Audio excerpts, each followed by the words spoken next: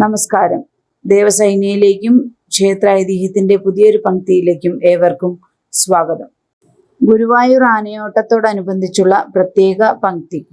ഇന്നാണ് ഗുരുവായൂർ ആനയോട്ടം. ഗുരുവായൂർ ക്ഷേത്രം ഉത്സവാഘോഷങ്ങളോടനുബന്ധിച്ചുള്ള പ്രത്യേക ചടങ്ങാണ് ഗുരുവായൂർ ആനയോട്ടം.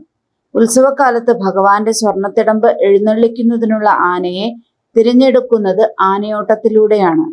ക്ഷേത്രത്തിന്റെ കിഴക്കുള്ള മഞ്ജുളാൽ പരിസരത്ത് നിന്ന് ആരംഭിക്കുന്ന ആനയോട്ടം അമ്പലത്തിന്റെ ഉള്ളിൽ 7 പ്രദക്ഷിണത്തോടുകൂടി അവസാനിക്കുന്നു. ആദ്യം ക്ഷേത്രത്തിന്റെ കിഴക്കേ ഗോപുരം കടക്കുന്ന ആനയെ വിജയിയായി പ്രഖ്യാപിക്കും.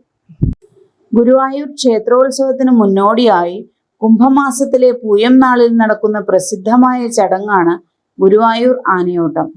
മഞ്ജുളാൽ പരിസരത്ത് നിന്ന് ആരംഭിച്ച് കിഴക്കേ ഗോപുരം വഴി ക്ഷേത്രത്തിനകത്ത് 7 പ്രദക്ഷിണം വെച്ച് ആദ്യമെത്തുന്ന ആനയെ വിജയായി പ്രഖ്യാപിച്ച് സ്വർണത്തിടമ്പ് എഴുന്നള്ളിക്കാൻ തിരഞ്ഞെടുക്കുന്നു. ഈ ആചാരം വർഷങ്ങളായി തുടർന്നു പോകുന്ന ഒരു ഐതിഹ്യത്തെ അടിസ്ഥാനമാക്കിയുള്ളതാണ്. പണ്ട് ഗുരുവായൂർ ക്ഷേത്രം തൃക്കണ്ണാമതിലകം ക്ഷേത്രത്തിന്റെ ഉപക്ഷേത്രമാണ്.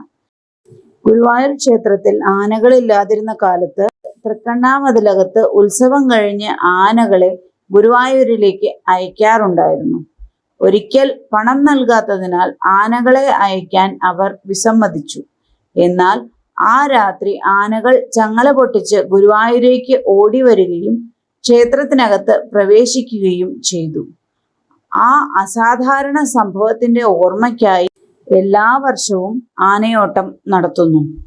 1980 വരെ ആനയോട്ടത്തിൽ പങ്കെടുക്കുന്ന എല്ലാ ആനകളും ക്ഷേത്രത്തിനുള്ളിൽ പ്രവേശിക്കുമായിരുന്നു. പിന്നീട് ജനത്തിരക്ക് കൂടിയതോടുകൂടി ആദ്യം എത്തുന്ന 5 ആനകളെ മാത്രം പ്രവേശിപ്പിക്കാൻ നിയന്ത്രണങ്ങൾ ഏർപ്പെടുത്തി. മഞ്ജുളാൽ പരിസരത്ത് നിന്നാണ് ആനയോട്ടം തുടങ്ങുന്നത്.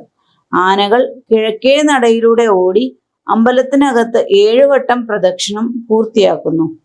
ഗുരുവായൂരപ്പന്റെ സ്വർണ്ണത്തിടമ്പ് ഉത്സവാഘോഷങ്ങൾക്ക് എഴുന്നള്ളിക്കാനുള്ള ആനയെ തിരഞ്ഞെടുക്കുന്നത് ഈ ഓട്ടത്തിലെ വിജയിയെ അടിസ്ഥാനമാക്കിയാണ്. ആനയോട്ടം ഗുരുവായൂർ ഉത്സവത്തിന്റെ ആവേശകരമായ തുടക്കമായി കണക്കാക്കപ്പെടുന്നു. ക്ഷേത്രത്തിൽ ആനയില്ലാതിരുന്ന കാലത്തെ ശിവേലിയെ അനുസ്മരിക്കുന്നതാണ് ഉത്സവാരംഭ ദിവസത്തെ ആനയില്ല ശിവേലി. രാവിലത്തെ ശിവേലിക്ക് കീഴ്ശാന്തി ഗുരുവായൂരപ്പന്റെ സ്വർണ്ണത്തിടമ്പ് കയ്യിലെടുത്ത് നടന്നാണ് 3 പ്രദക്ഷിണം വെക്കുക. അന്നേ ദിവസം ആനയോട്ടം കഴിയുന്നതുവരെ ആനകൾ ക്ഷേത്ര പരിസരത്ത് വരരുത് എന്നാണ് വ്യവസ്ഥ.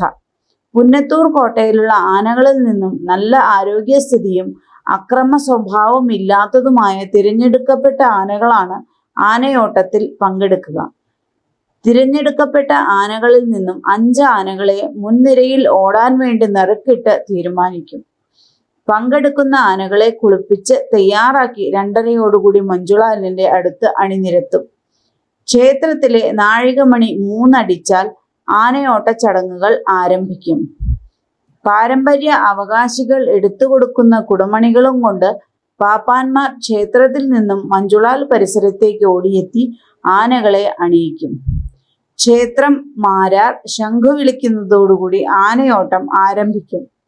ആദ്യം ഓടിയെത്തി കിഴക്കേ ഗോപുരം കടക്കുന്ന ആനയെ വിജയിയായി പ്രഖ്യാപിക്കും. ഇപ്പോൾ മുന്നിലെത്തുന്ന 3 ആനകളെ മാത്രമേ ക്ഷേത്ര മതിൽക്കകത്തേക്ക് പ്രവേശിപ്പിക്കുകയുള്ളൂ.